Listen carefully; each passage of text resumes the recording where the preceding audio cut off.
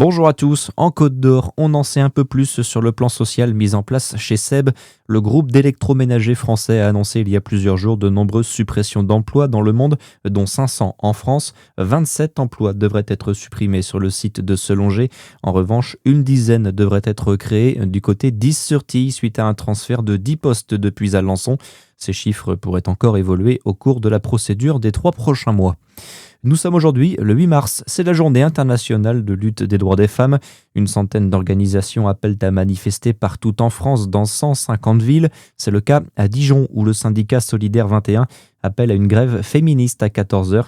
Hier en Saône-et-Loire, une marche a rassemblé 260 personnes dans les rues de Chalon-sur-Saône. Le préfet du Doubs a pris un arrêté jeudi interdisant les rassemblements de personnes au cours duquel se produiraient des combats de type mouringué, un rite culturel pratiqué par les communautés mahoraises et comoriennes, notamment pendant les nuits du Ramadan qui a lieu en ce moment.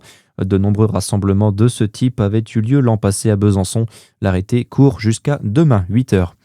Dans le reste de l'actualité, 4300 personnes ont pu rentrer en France depuis le début de la guerre au Moyen-Orient. 6 vols ont été affrétés ces derniers jours et 5 autres le seront d'ici mardi, a annoncé hier sur France 5 le ministre des Affaires étrangères Jean-Noël Barrot.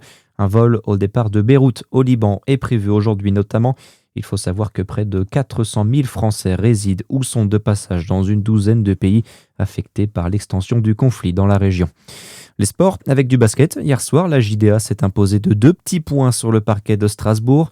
Victoire 98-96 des Dijonnais face à la SIG.